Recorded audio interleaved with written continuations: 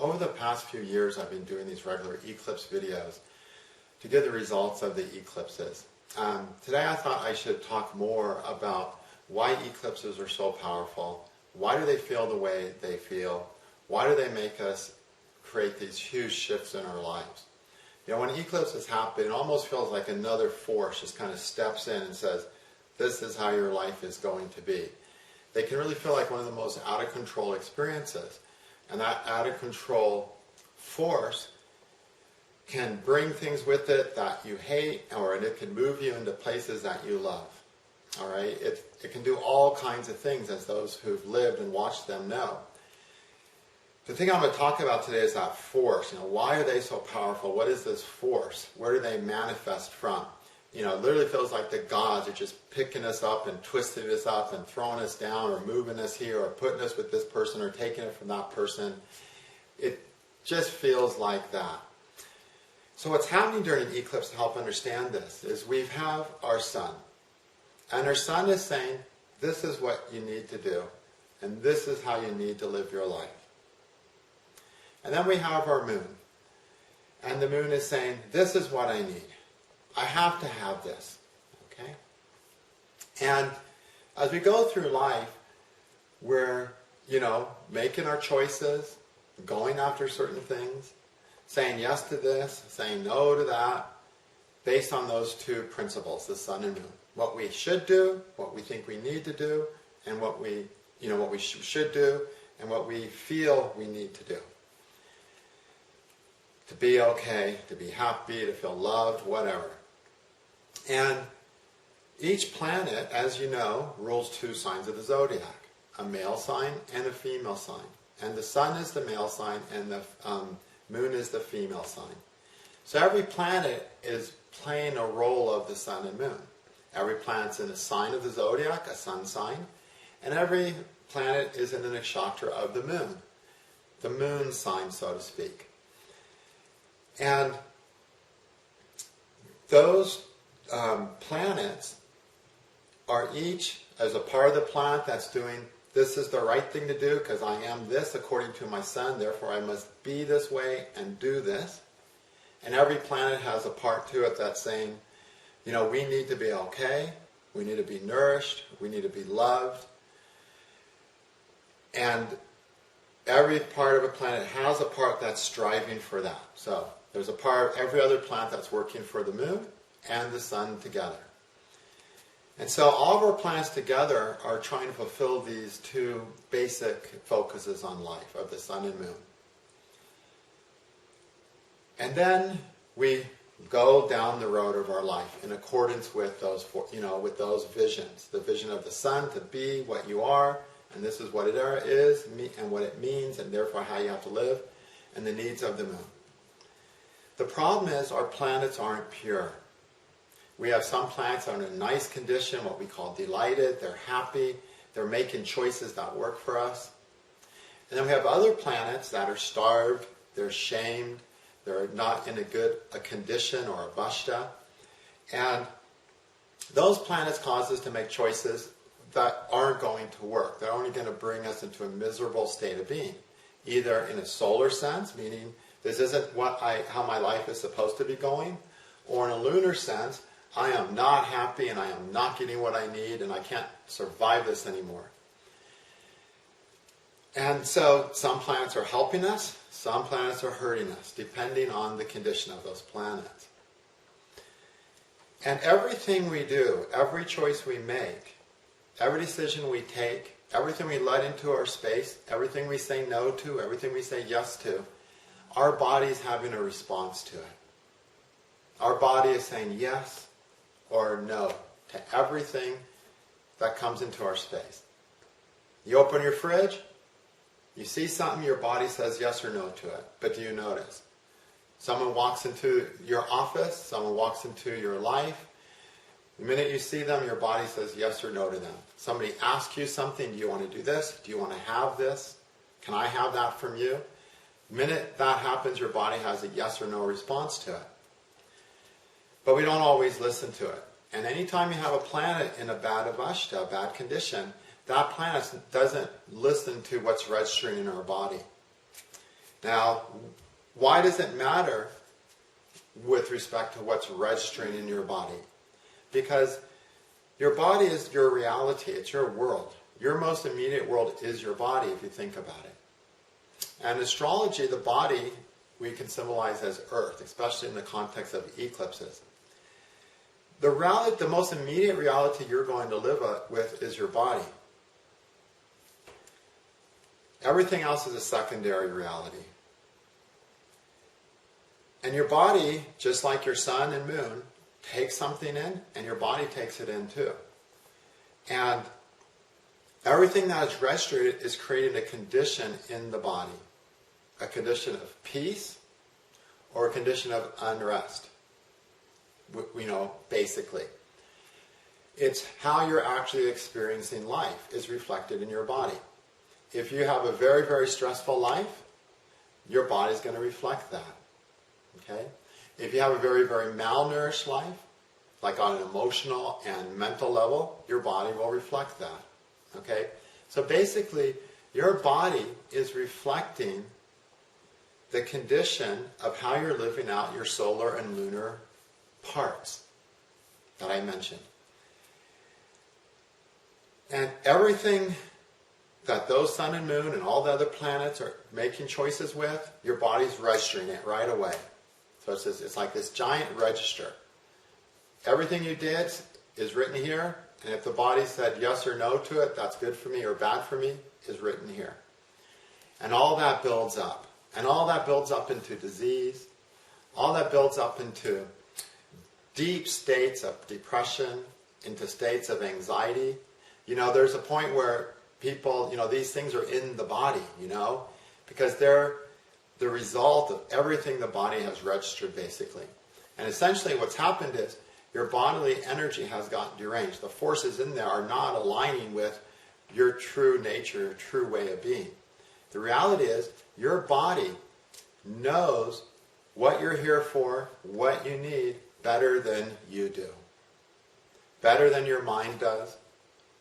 When we go around and say, I know I need this, I want this, I know this is how my life to be, that's our mind saying it, and also our wounds. So, if you were traumatized as a child because your mother was died at 6 months, you're going to have a wound. Maybe you didn't have that severe trauma, but everyone has childhood trauma. Everyone has scar tissue on their moon, so to speak. And out of that, we get a skewed view of what we need to be okay, what we're craving, what our hopes are. And we follow those. And our body knows the truth, though. It knows that those things we're following are real. The same with the sun. The sun gets these ideas. I am this, and therefore I would be like this. But the sun may not know. If you had a parent that didn't encourage you to explore yourself and figure out who you are and just called you an idiot and a no good person and beat you for everything you tried to do, your idea of who you are and what you think you are and what you have to do is not pure. It's confused. And minor traumas does the same thing. And we all have an element of these traumas, not so severe, hopefully most of us, that we are making mistakes. We are thinking we need to do something that's not us, and we think we need something, and that thing actually won't nourish us. But our body knows. Our body knows the minute we see something, if it'll nourish it or us or not. And when we start doing something or take an opportunity, our body knows if it's the right opportunity for who we really are. But we don't listen to the body because we're wrapped up in our ideas and our minds, and we're wrapped up in our pain and our wounds and the desire to escape them. And so we regularly go through life. We all do this. The question is, how much do we do it? We go through our life with these body, responses not being registered. So the body's registering everything. It's telling us no to that, yes to this, and we ignore it. And the body builds up all this energy now. All this energy is getting built up into something, into this force that's stronger than anything you can do. Now let's look at the eclipses. Oh, we don't need the board for that. In an eclipse, we have two kinds, a lunar eclipse and a solar eclipse. What's unique about eclipses, though all the time the sun and moon are doing their normal dance of 28 days for the moon to catch the sun, the lunar cycle. A little more than that, actually, 29 point some days. And it's doing that dance, but when an eclipse happens, it's because the sun and moon and Earth are lining up. So here we have the sun, here we have the moon. They're always doing this dance. They're always lined up. But Earth could be here, Earth could be here, Earth could be here, Earth could be here. It's not lined up. Sun and moon always line up. 2 points will always line up, right? But how do you get 3 points to line up? Well, an eclipse happens when the third point, the Earth, lines up with these 2 other points. Either sun, moon, and Earth creating a solar eclipse, or the sun, Earth, moon creating a lunar eclipse. So now we got the Earth involved. And the Earth symbolizes your body in this context. It's during an eclipse when all those forces in the body, that's when you're experiencing those at full. That's when all these forces just start saying yes or no to something. All those voices in your body, all the guidance your body's been trying to give you, all the signals of don't do that, that's not good for you. Yes, do that, and you ignored it. You forced yourself to do something else. You could have had an opportunity that actually was right for you, a person that was actually right for you, and for some reason you said, no, I can't do that, and you shut that down. Or you got into a situation, it wasn't right for you, but you had to keep looking good, so you forced yourself to keep that situation up. Or you felt responsible when you weren't really, and all those forces are building up during these eclipse periods. And that's the force that makes all the crazy shit of the eclipses happen. And it's not just you building up that force. You can say, no, it wasn't really building up for me, and then my partner or my kids, wow, they're going wacko. Yes, it's their forces building up. And you're going to sit there and experience it if you're around them. Imagine this whole world of people where every 6 months we have an eclipse and all of these forces are building up, screaming to be heard. And that's the force of the eclipse. And that's why eclipses can move us, change life, change people around us, kill people even. The force can be so built up and so that it just blows a circuit in the person's body. And they die. An organ could just give out in the face of all that energy. Because all this is energy that has been pent up, repressed, not acknowledged, and now it has a channel to get out. That's what happens if you're not making the choices that are truly right for you as you go through life.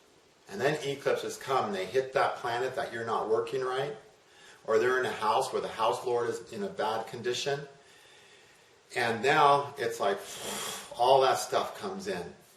And you don't know what you're going to do, what's going to happen, and it's an overwhelming moment because your sun and moon, what you need isn't clear, the right thing to do isn't clear, which is the sun.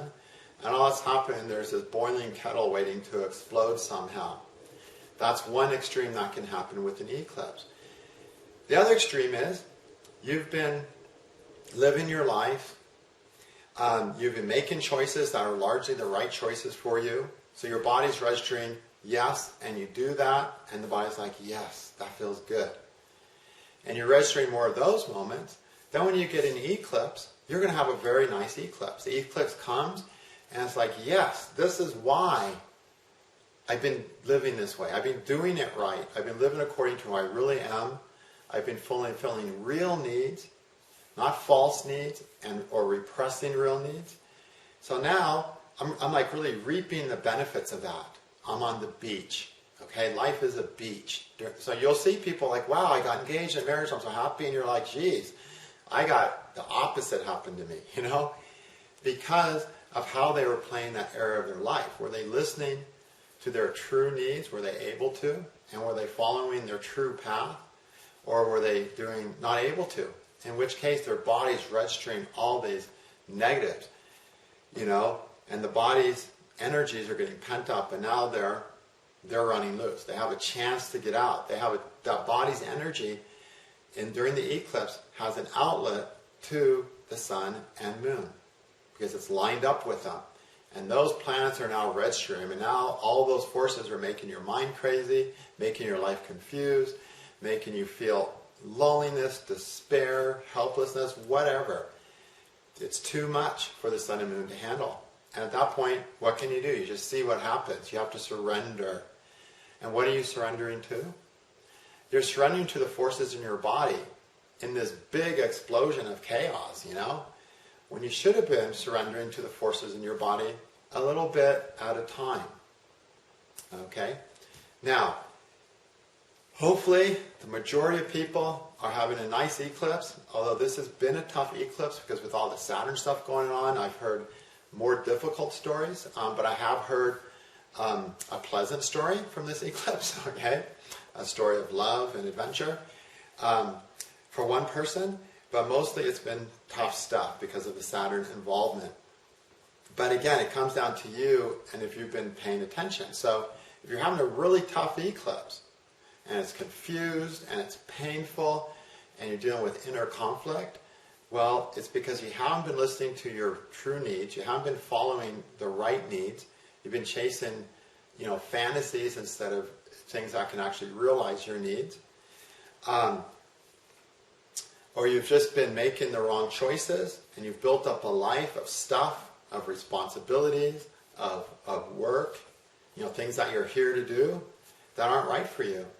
And you're losing it, People have heart attacks during eclipses because they can't go to that job one more day.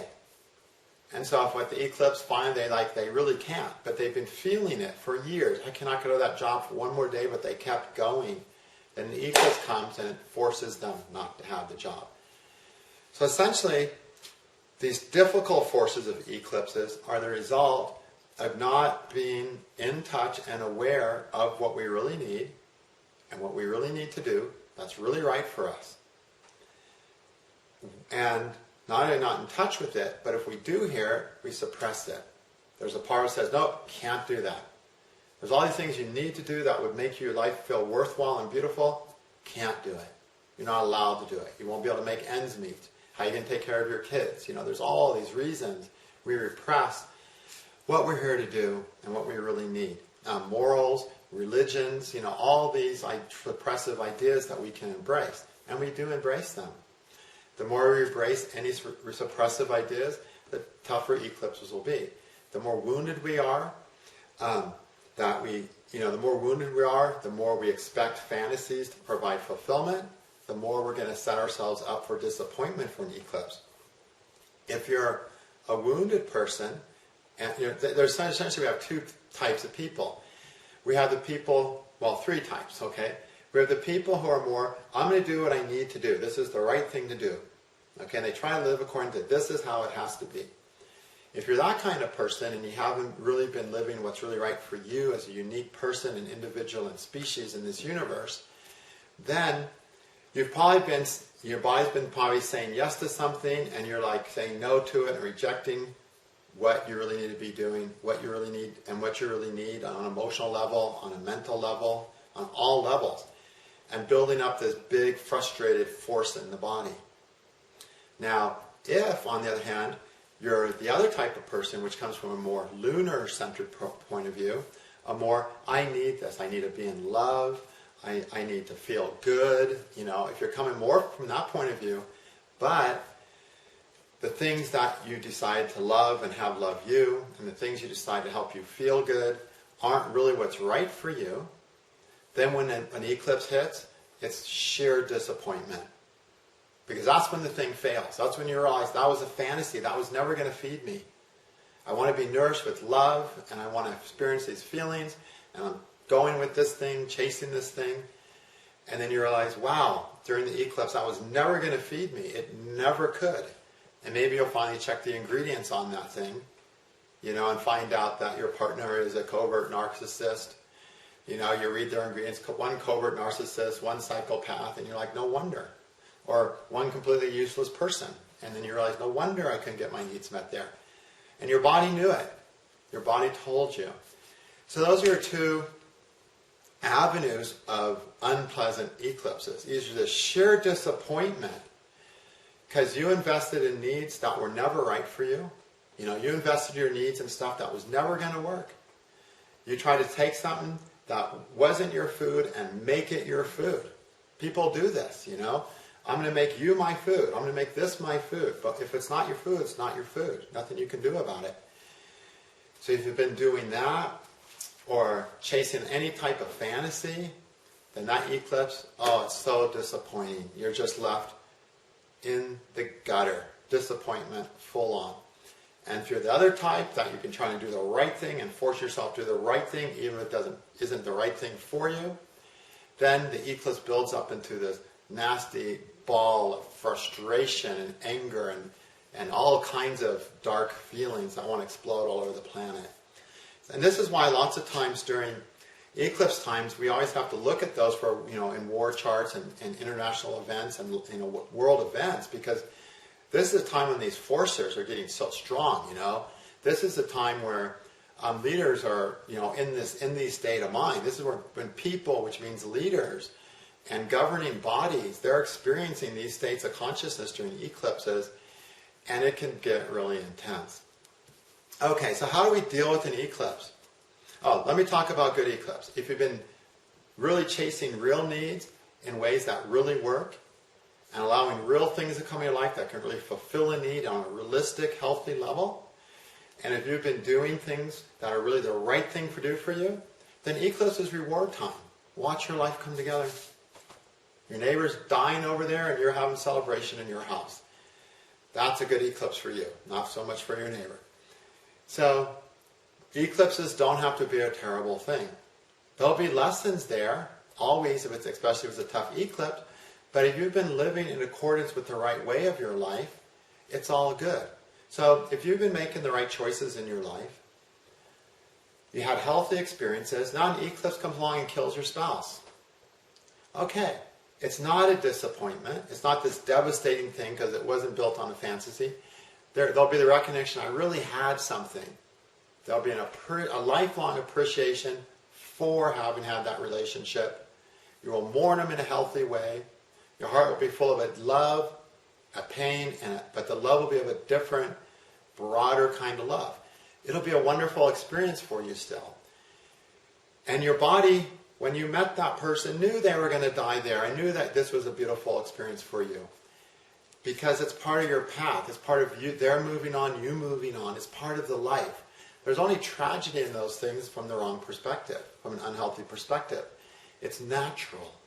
It's like childbirth, Some people think there's something wrong with childbirth. It's just a natural process. So is death. So is people leaving. But if we live something right, when it's time for it to leave, even through death, then it's not such a terrible ordeal. It's not a horror movie that you're going through. But if we live our lives wrong, when these transitionary times come upon us, our responses to it are completely, not coming from a place of truth and spiritual wisdom. So basically, the eclipses, how good it's going to be is how truthful have you been living with respect to yourself. The other important thing to know about eclipses is that during an eclipse, because your body's involved and your unconsciousness in your body, the things that happen and the things you decide to do go very deep into your psyche. And they can become instant habits. We want to change our habits. Well, during an eclipse, you get a chance to change your habits in a more powerful way than ever. That's why it's great to do affirmations. No matter what happens during an eclipse, you have to maintain positive affirmations. Let me give you an example of how powerful these eclipses are. And first of all, eclipse is an 18-year cycle. So how you come out of this eclipse, the convictions you hold as a result of that eclipse, they're going to taint or bless your life for the next 18 years. Okay? So when I was 16, and I wasn't an astrologer then, my mom, we were driving in her truck, and she stops in front of the house, and she very calmly tells me, I'm divorcing your father. And this was on the eclipse in April of 1986. And, and this is like a shock. What? My parents are getting divorced? Yes. I knew my mom didn't get along with my dad, and I knew that because nobody got along with my dad, including me. And all of us, the more Dad was out of the house, the more enjoyable our life would be. But Still when my mom said, I'm divorcing, Dad, it was like this huge shock, and my first thought was, what a bunch of fuck-ups, Here they are. They can't do anything right. The people are supposed to be taking care of me when I'm a kid. They can't do anything right themselves, So I had this very judgmental response to it.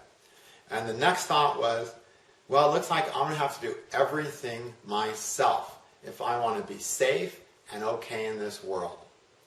And that happened in this shock with a lot of emotion behind it during an eclipse. And then during the next 18 years, I was living that. I had this belief that, if divorce is not the right thing, I was totally against divorce, big on marriage, thought people who could divorce were losers, And then, and I also thought that, and I also made sure I did everything. I went from just this fun person to this serious person in one day who had to be self-sufficient, who had to be uber responsible, and was always making sure it was done right. Not by telling you, you didn't do it right, by doing it all myself. So I became the guy that does everything for everybody. Wasn't bossy, not a controller, but just like, okay, if it involves me, I'm doing it, because I need it done right to feel safe and okay. And I lived that way. 18 years later, there was another eclipse. That eclipse didn't hit anything in a really profound way. Things shifted a little bit. I learned to release, I have to do everything a little bit, 10%. Then I went to another 18 years of, doing 90% of everything with anybody around me, taking 90% of the responsibility, 90% of the cost, 90% of the workload, basically killing myself for 36 years. And then another eclipse came along, 36 years later. It's the same one in that cycle, 2 eclipses down. This one hits me really hard, and I am sick, and I am exhausted, and I can't do shit. I'm so worn out. I'm like, I'm just not going to be able to do everything for everyone anymore. So basically, in that first eclipse, I decided to become the parent who does everything, because from my point of view during the eclipse, my parents couldn't do anything. They weren't reliable. So I became the uber reliable parent. Not healthy, but that's what we can do during eclipses. So as the shit starts coming down on you during an eclipse, and as stuff starts happening and it gets intense,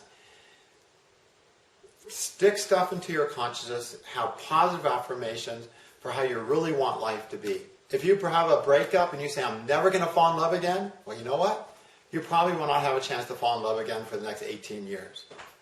If the last eclipse was a big breakup that trashed your heart like never before, and you said, that's it, I am done with men, or I am done with women, never again for me, I'm never going to get married again, I'm never going to have whatever again, then it's probably going to be true for the next 18 years. And for you to change it, you're going to have to work so much harder. So, when these eclipses happen, whatever happens, go back to positive affirmations. Okay? Write affirmations, get affirmations. Find positive ways to influence your unconsciousness so you can create the destiny you want. Because even if you say, I'll never want to be in love again, 3 years later you want to be in love but you won't be able to.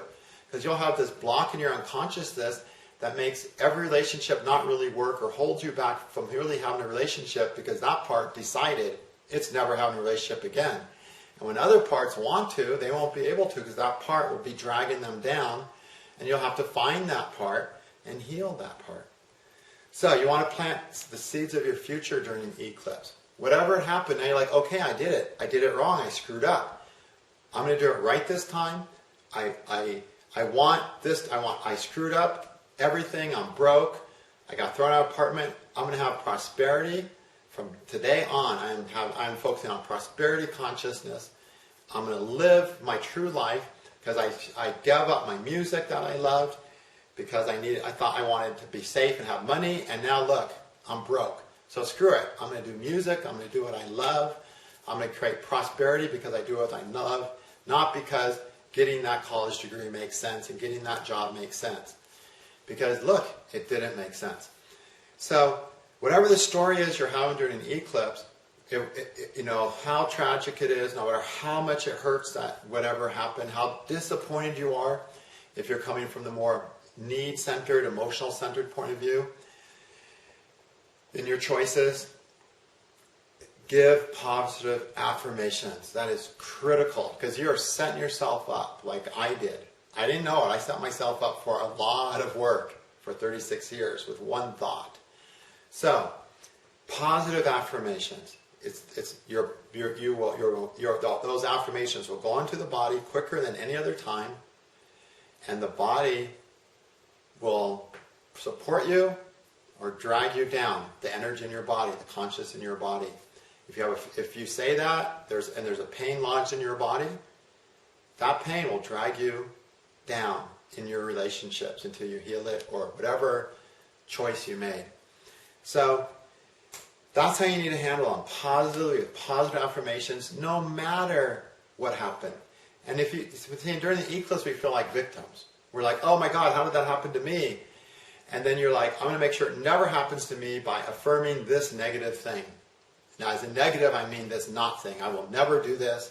I will whatever, okay? But really, that's not really happened. Nothing just came out of nowhere and destroyed your life, even though it feels that way. What it was is that along your journey, you didn't really listen to what you really needed. You followed false beliefs of what you need. You had unhealthy attachments, unhealthy needs that the world was never designed to meet. You were trying to have your needs met in ways that simply wouldn't work.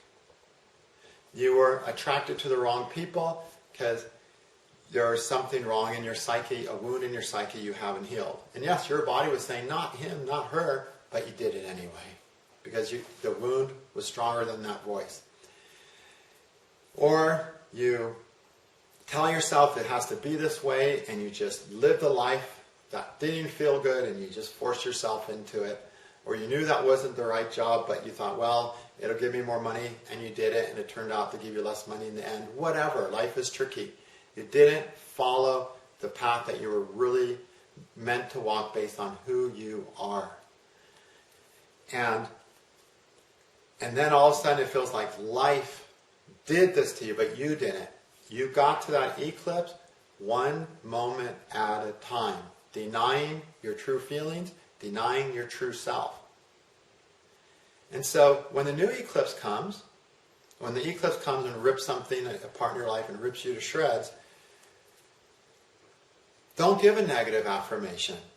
All a negative affirmation is going to do is make you say no to a lot of things that could possibly be beneficial in your life. Create positive affirmations of how you want to live. Get a clarity of how you got there. And look at the planets involved in that house, the house lord, and see how you didn't live in accordance with that planet's guidance to getting what you need in your life and how you need to live your life. And then work on those planets so that next eclipse comes along, you'll be having, a beach of an eclipse, okay, a nice eclipse. And that's what we have to do with eclipses. We're essentially confronting the reality of our lives and the reality of that experience we're going to experience in our bodies. And those energies, if they're of the body, they're not aligned with the stuff out here, it's chaos. So, if you live in accordance with your body's responses, the yes and no signals, that feelings in your body, your inner voice as I call it, then when eclipse happens, you set yourself up for a powerfully beautiful moment. Okay? Even if there's a loss involved, it's a powerfully beautiful moment. It's not an ugly, chaotic, painful thing. Okay, that's how to handle eclipses and why they're intense. It's all about how you play the game leading up to that eclipse. And it's an 18-year game. Okay? The easiest thing is work on all your Lajitati Avashtas.